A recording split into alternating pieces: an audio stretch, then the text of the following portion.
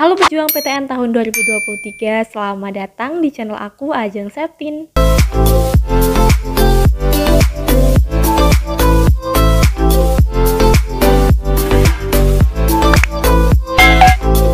Bagaimana nih kabar kalian?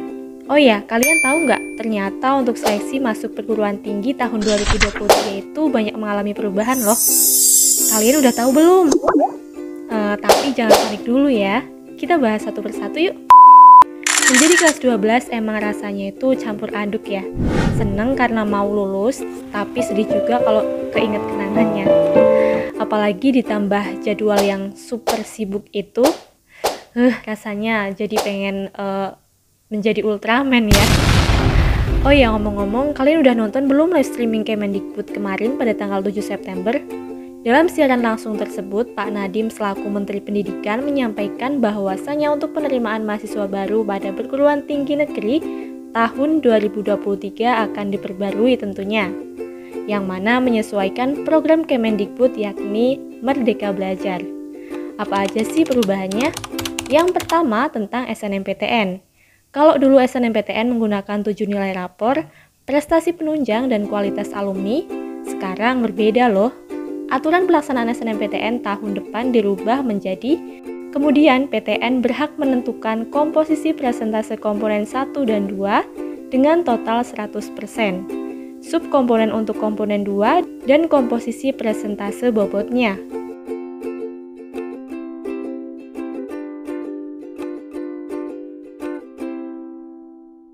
Yang kedua yakni ada SBMPTN.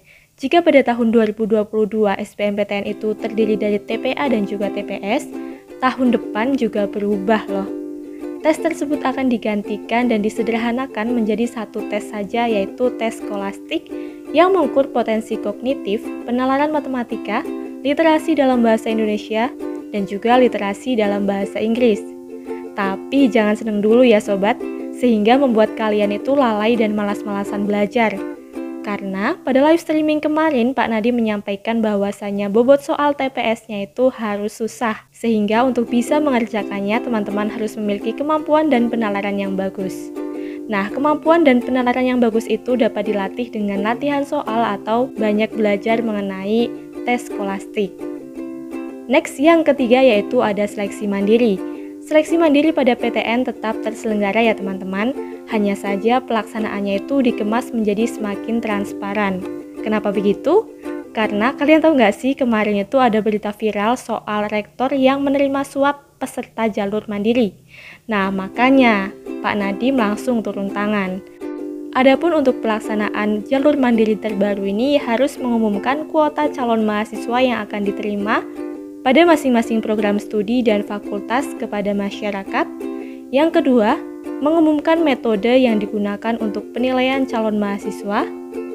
Yang ketiga, mengumumkan besaran biaya masuk dan metode dalam menentukan biaya tersebut.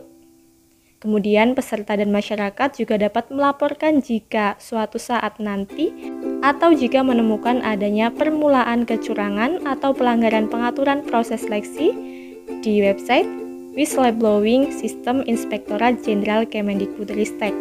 Setelah digegerkan akan perubahan aturan tersebut, beberapa hari kemudian LTMPT juga tak kalah menghebohkan ya. LTMPT resmi mengumumkan tidak lagi melaksanakan seleksi masuk perguruan tinggi negeri atau PTN. Mendikbudristek Nadiem Makarim juga telah menerbitkan keputusan nomor 340/P/2022 tentang Tim Persiapan Seleksi Nasional Penerimaan Mahasiswa Baru pada tahun 2023.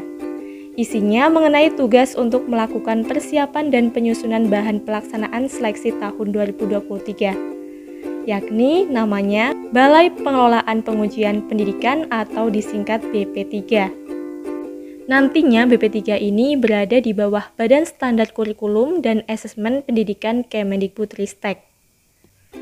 Dan tahu nggak sih, di dalam surat edaran itu juga terdapat perubahan lainnya, yakni perubahan SNMPTN dan SBMPTN yang secara resmi sudah tidak digunakan lagi, melainkan menggunakan nama baru yakni Seleksi Nasional Berdasarkan Prestasi atau disingkat SNBP.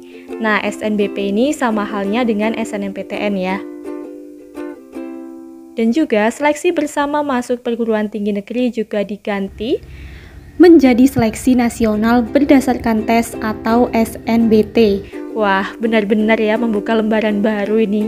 Semoga atas kebijakan baru ini, semangat teman-teman juga menjadi baru, selalu baru dan juga menggebu-gebu ya. Kalau seleksi mandirinya gimana? Untuk seleksi mandirinya itu namanya tetap sama ya, alias tidak berubah. Kebijakannya berubah sesuai seperti tadi yang sudah aku sampaikan. Atau kalau misalkan teman-teman kurang jelas, teman-teman bisa melihat video ini terlebih dahulu. Karena apa? Karena di video ini aku tuh membahasnya secara tuntas gitu. Oh iya, kalian udah nge-follow belum IG-nya BP3? Segera di-follow ya, supaya kalian itu nggak ketinggalan informasi terbaru dari BP3 mengenai penerimaan mahasiswa baru PTN tahun 2023. Baiklah, itu saja yang dapat aku sampaikan pada video kali ini. Apabila ada yang kurang jelas, teman-teman bisa bertanya melalui DM atau dengan menuliskannya di kolom komen. Oke, sekian. Aku mohon maaf apabila tadi dalam menyampaikan informasi itu terdapat kekeliruan atau kesalahan. Semoga dapat bermanfaat buat teman-teman semuanya. Wassalamualaikum warahmatullahi wabarakatuh.